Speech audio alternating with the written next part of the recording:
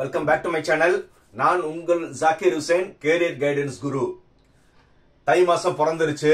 இனி ஃபுல்லாவே உங்களுக்கு என்னது எக்ஸாமினேஷன் ஆரம்பிக்க போகுது. முதல்ல சிபிஎஸ்சி ஐசிஎஸ்சி காலங்க லேப் எக்ஸாம் ஸ்டார்ட் ஆயிரும். அதுக்கப்புறம் எல்லாரும் ஆவலுடன் எதிர்பார்த்துட்டு இருக்கிற ஜேஇஇ மெயின்ஸ்க்கான எக்ஸாமோட ஸ்லாட் வந்துருச்சு. உங்களுக்கு எல்லாத்துக்கும் தெரியும் எக்ஸாம் ஸ்லாட் என்ன. இன்னைக்கு ஜனவரி 22, ஜனவரி 23, ஜனவரி 24, இந்த ஒரு 3 நாள். அதுக்கப்புறம் ஒரு 3 நாள் கிடையாது. ஜனவரி 25, 26, 27 கிடையாது. மறுபடியும் ஒரு 2 நாள் என்னது ஜனவரி 28, 29, மொத்தம் 5 நாள்.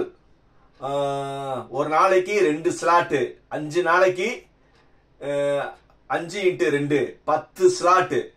10 ஸ்லாட்ல என்ன நடக்க போகுது? ஜேஇஇ மெயின்ஸ்க்கான எக்ஸாம் ஆல் ஓவர் இந்தியா நடக்க போகுது.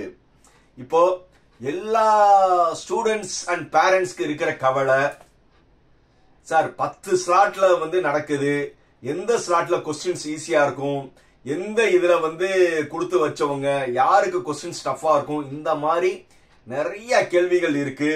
கண்டிப்பா, ஏன்னா ஒவ்வொரு இடத்துலயும் ஒவ்வொரு கொஸ்டின்ஸ் இருந்தா, ஒரு சில கொஸ்டின்ஸ் ஈஸியா இருந்தா மார்க் கூடிரும்னு எல்லாத்துக்கும் அந்த இது இருக்கும்.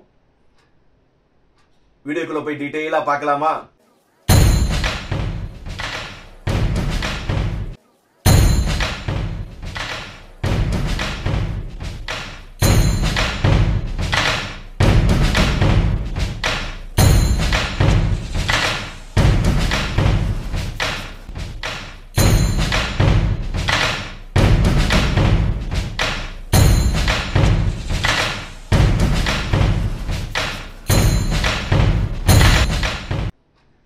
ஜனவரி 22, 23, 24, அப்புறம் என்னது ஜனவரி 28, 29. ஒரு நாளைக்கு 2 ஸ்லாட். மொத்தம் 5 நாள் நடக்குது. மொத்தம் 10 ஸ்லாட் நடக்க போகுது. என்ன அது? JEE mains.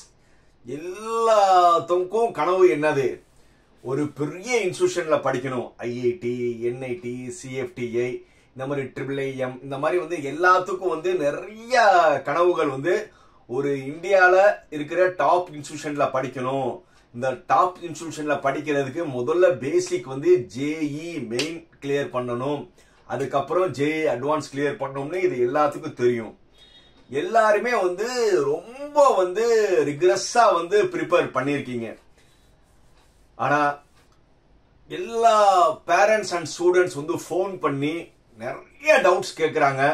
அதுல நிறைய டவுட்ஸ்ல ரொம்ப பிக்குலரான டவுட் என்னன்னா, சார் 5 ஸ்லாட் நடக்குது, இந்த 5 ஸ்லாட்ல எந்த ஸ்லாட்ல சார் கொஸ்டின்ஸ் ஈஸியா இருக்கும், எந்த ஸ்லாட்ஸ்ல சார் கொஸ்டின் டஃபா இருக்கும்னு கேட்கறாங்க. அதே மாதிரி அதை கேட்கறதுல அவங்ககிட்ட நான் பேசும்போது, சார் எது இருந்தா என்ன, கொஸ்டின் ஈஸியா இருந்தா என்ன, டஃபா இருந்தா என்னன்னு அப்படி கேட்கும்போது ஒரு சில 50% என்ன நினைக்கிறாங்கன்னா, சார் கொஸ்டின் ஈஸியா இருக்கணும்னு நினைக்கிறேன், கொஸ்டின் ஈஸியா இருந்தா நான் நல்லா ஸ்கோர் பண்ணுவேன், அதனால என்னுடைய ஸ்லாட்ல கொஸ்டின் ஈஸியா வரணும் சார் அப்படின்னு நிறைய பேர் ஆவலா இருக்கீங்க. இன்னொருத்தவங்க இன்னொரு ஆஃப் set of parents and students என்ன நினைக்கிறாங்கன்னா, சார் கொஸ்டின் கொஞ்சம் டஃபா வந்தா ரொம்ப நல்லது சார், ஏன்னா என் பையன் ரொம்ப நல்லா ப்ரிப்பேர் பண்ணிருக்கான், கொஞ்சம் டஃப்பான கொஸ்டின் இருந்துச்சுன்னா எப்படி இருந்தாலும் என் பையன் பொண்ணோ நல்லா ஸ்கோர் பண்ணி அதுல டாப்பா வந்துருவாங்க சார், அதனால கொஸ்டின் டஃபா வந்தா நல்லது சார் அப்படியும் நினைக்கிறாங்க. ஒரே விஷயத்த ஒரு சாரார் கொஸ்டின் ஈஸியா வரணும்னு நினைக்கிறாங்க, ஒரு சாரார் கொஸ்டின் டஃபா வரணும்னு நினைக்கிறாங்க. ஆனா பொதுவா இருக்கிறவங்களுக்கு அது என்னன்னே தெரியல.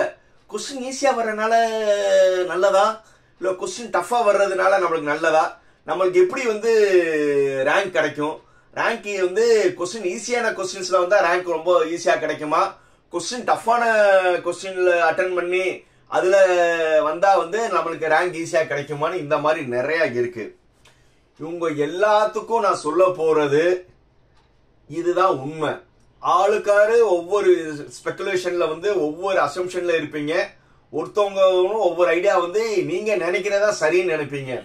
ஆனா உண்மை என்னன்னா பெர்சன்டைல். இப்போ உங்களுக்கு நம்ம ஏற்கனவே சொல்லியாச்சு, மொத்தம் 10 செஷன் நடக்க போகுது. ஜனவரி 22ஆம் தேதி 2, ஜனவரி 23ஆம் தேதி 2 செஷன், ஜனவரி 24ஆம் தேதி 2 செஷன், அதுக்கப்புறம் வந்து ஜனவரி 28 2, ஜனவரி 29 2, மொத்தம் 10 செஷன் நடக்க போகுது. இது எப்படி வந்து முதல்ல வந்து மார்க் உங்களுக்கு ரேங்க் அலோகேட் ஆகும்னா, முதல்ல பெர்சன்டைல் என்னன்னு தெரிஞ்சுக்கணும். பெர்சன்டைல் என்னன்னா, பெர்சன்டேஜ் வேற, பெர்சன்டைல் வேற. முதல்ல வந்து பெர்சன்டைல் என்னன்னு தெரிஞ்சுக்கோங்க. அது பேஸ் பண்ணா தான் உங்க ரேங்க் வரும். பெர்சன்டைல்னா என்னன்னா, நீங்க ஒரு ஃபார் எக்ஸாம்பிள், நீங்க ஜனவரி 23ஆம் தேதி காலையில பேட்ச் இப்ப பார்த்துட்டு இருக்க ஒரு செட் ஆஃப் ஸ்டூடெண்ட்ஸ்க்கு வந்து ஜனவரி 23ஆம் தேதி ஒரு செட் ஆஃப் எழுதியிருப்பாங்க. மொத்தம் வந்து இந்தியா லெவல்ல வந்து 14 லட்சம் 15 லட்சம் பேர் ஆவரேஜா எழுதுவாங்கன்னு நினைக்கிறேன். அதை வந்து ஸ்பிளிட் பண்ணி தான் அவங்க என்ன ஈக்குவலா டிஸ்ட்ரிபியூஷன் பண்ணியிருக்காங்க. இந்த 10 ஸ்லாட்டுக்குமே வந்து என்ன செஞ்சிருக்காங்கன்னா ஈக்குவலா டிஸ்ட்ரிபியூஷன் பண்ணியிருக்காங்க. சார் அது எப்படின்னா, ஒரு சில நார்த் இந்தியன் சேனல்ஸ் எல்லாம் வந்து போல் பண்ணியிருக்காங்க, யார் யார் என்னென்ன ஸ்லாட்ல வரீங்கன்னா அந்த நிறைய ஓட்டர்ஸ் வந்து ஆஸ்பிரண்ட் அப்ளை பண்ணதில்ல, ஆல்மோஸ்ட் எல்லாமே வந்து என்னது ஒரே மாதிரி ஈக்குவலா தான் வந்து இப்போ 15 லட்சம்னா 1.5 லட்சம் பேர் வந்து ஒவ்வொரு இதுலயும் ஆல் ஓவர் இந்தியா வர மாதிரி தான் ஸ்லாட் பண்ணியிருக்காங்க. அதுலயும் வந்து இப்போ உங்களுக்கு நம்ம என்ன சொன்னோம்னா, ஜனவரி 23ஆம் தேதி ஃபர்ஸ்ட் ஸ்லாட்ல நீங்க எக்ஸாம் எழுதுறீங்க. அந்த எக்ஸாமினேஷன் ஈஸியான கொஸ்டின். அந்த கொஸ்டின் ஈஸியான கொஸ்டின்னா, அந்த கொஸ்டின்ல வந்து ஒருத்தர் மார்க் எடுத்திருப்பார்ல, அந்த மார்க் தான் வந்து ஹையஸ்ட் பெர்சன்டைலா எடுத்துட்டு அதுக்கப்புறம் வந்து பின்னாடி இருக்கிறவங்களுக்கு எல்லாம் வந்து பெர்சன்டைல் பிக்ஸ் பண்ணுவாங்க. அடுத்தது வந்து ஜனவரி 28ஆம் தேதி ஒரு பேட்ச் எழுதுறீங்க வைங்க. ஜனவரி 28ஆம் தேதி வந்து கொஸ்டின் டஃபா இருக்கு. அந்த கொஸ்டின் டஃப்பான இடத்துல வந்து ஒரு பையன் வந்து மார்க் எடுத்திருப்பான். அந்த மார்க் வந்து என்ன, அந்த பேட்ச்ல எந்த பையன் வந்து அதிகமான மார்க் எடுத்தானோ அவன் தான் வந்து முதல் பெர்சன்டைல். புரியுதா? Highest percentile. அதுக்கப்புறம் தான் அவனுக்கு பின்னாடி இருக்கிறவங்க எல்லாம் பண்ணுவாங்க. சோ அதனால வந்து எல்லாரும் என்ன நினைக்கிறாங்கன்னா, சார் இந்த கொஸ்டின் ஈஸியா இருந்தா பெர்சன்டைல் கூட குறைச்சு வருமா, கொஸ்டின் டஃபா வந்தா பெர்சன்டைல் கூட குறைச்சு வருமானு தேவையில்லாத குழப்பங்கள். புரியுதா? அந்தந்த பேட்ச்ல வந்து இப்ப வந்து நம்ம 15 லட்சம் பேர் சொல்லி வரும்னு எதிர்பார்க்கிறோம். ஒரு பேட்சுக்கு வந்து 1.5 லட்சம் பேர் எழுதுறாங்கள, அந்த 1.5 லட்சம் பேர்ல வந்து அந்த ஸ்லாட்ல யாரு முதல்ல இருக்காங்களோ அந்த மார்க் பேஸ் பண்ணி இது அப்படியே பண்ணிக்கிட்டே வருவாங்க. அடுத்த பேட்சுக்கு இன்னொரு பெர்சன்டைல். அதே மாதிரி 10 ஸ்லாட் எக்ஸாமினேஷனுக்கும் 10 ரேஞ்ச் ஆஃப் பெர்சன்டைல் பேட்சுக்கு ரேங்க் முதல்ல எடுத்துருவாங்க. அதுக்கப்புறம் நல்லா தெரிஞ்சுக்கோங்க, அதுக்கப்புறம் வந்து அவங்க வந்து அந்த பெர்சன்டைல் வந்து 10 ஸ்லாட்டுக்கு எடுக்கிறத வந்து எதுல வந்து அந்த 10லயே தெரிஞ்சிடும். இந்த பேட்ச்ல வந்து கொஞ்சம் கொஸ்டின் டஃபா இருக்கு, ஈஸியா இருக்கு, ஏன்னா பெர்சன்டைல் இதுல தெரிஞ்சிடும்ல. அதுக்கப்புறம் வந்து என்டிஏ என்ன செய்வாங்கன்னா நார்மலைசேஷன். நார்மலைசேஷன்னா வந்து என்னன்னா, ரொம்ப ஒருத்தர் கொஸ்டின் ஈஸியா இருக்கு, ஒருத்தர் டஃபா இருக்கு, இப்படி வேரியேஷன் இருக்க கூடாதுக்காக அவங்க என்ன செய்வாங்கன்னா நார்மலைசேஷன் சொல்லி ஒன்னு பண்ணுவாங்க. நார்மலைசேஷன்னா என்னன்னா மாடரேட், அதாவது எல்லாத்துக்கும் ஈக்குவல் வெயிட்டேஜ். அந்த மாதிரி என்ன செய்வாங்கன்னா ஒரு சில மார்க் பெர்சன்டைல் வந்து முன்பின் பண்ணி கொஸ்டின் கூட குறைச்சிருக்கவங்க பேலன்ஸ் பண்ணி என்ன செய்வாங்க நார்மலைசேஷன் சொல்லி பிக்ஸ் பண்ணி அதுக்கப்புறம் தான் வந்து உங்களுக்கு என்ன செய்வாங்கன்னா ரேங்க் ரிலீஸ் பண்ணுவாங்க. சோ இந்த ரேங்க் ரிலீஸ் பண்றது வந்து ரொம்ப வந்து ஜென்யூனா இருக்கும், யாருக்கும் வந்து ஒரு ஒன் சைடடா இருக்காது. நார்மலைசேஷன் பண்ண பிறகு பொதுவா வந்து ரேங்க் ரிலீஸ் பண்ணும்போது ஆல்மோஸ்ட் வந்து 99.999% வந்து ரொம்ப ஜென்யூனா தான் இருக்கும். அதுல மாற்று கருத்தே கிடையாது. ஆனா ஒரு சிலவங்க வந்து எக்ஸாம் எழுது ரேங்க் வரலன்னா, இல்ல இந்த பேட்ச்ல எனக்கு கொஸ்டின் ஈஸியா இருந்தது அதனால வந்து பெர்சன்டைல் வந்து அதனால எனக்கு ரொம்ப கம்மியா வந்துருச்சுன்னு ஒரு சில ஆள் பேசலாம். ஒரு சிலவங்க வந்து எனக்கு கொஸ்டின் டஃபா இருந்தது அதனால வந்து என்னால வந்து ஸ்கோர் பண்ண முடியல அதனால எனக்கு பெர்சன்டைல் குறைஞ்சிச்சுன்னு பேசலாம். அப்படிலாம் ஒண்ணும் கிடையாது. இது எல்லாமே வந்து உங்களுடைய எஃபர்ட். இது வந்து உங்களுக்கு எப்படி வந்து மார்க் ரேங்க் அலோகேஷன் ஆகணும்னு ஒரு ஜெனரல் வியூ உங்களுக்கு சொல்லியிருக்கேன்.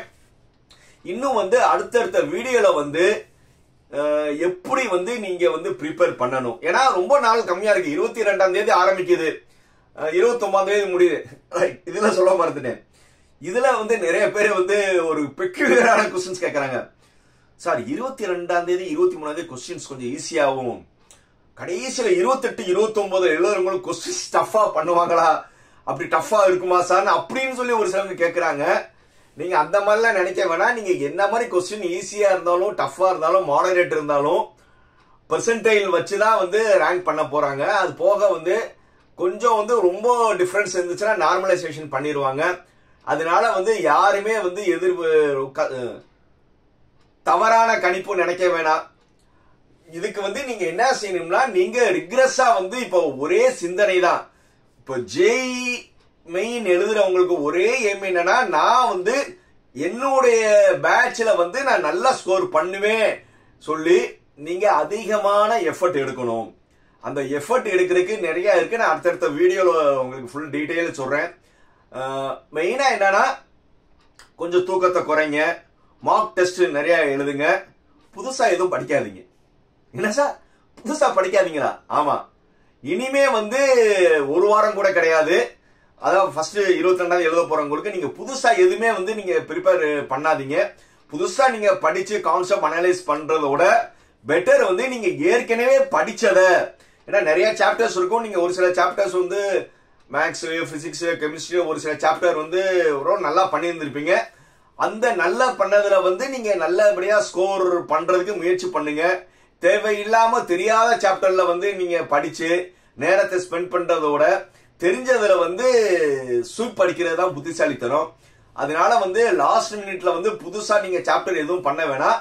பழைய நீங்க சாப்டரே வந்து நீங்க ரிவைஸ் பண்ணிக்கிட்டே இருங்க. அதுதான் வந்து புத்திசாலித்தனம். அதே மாதிரி நிறைய மார்க் டெஸ்ட் நிறைய எழுதுங்க.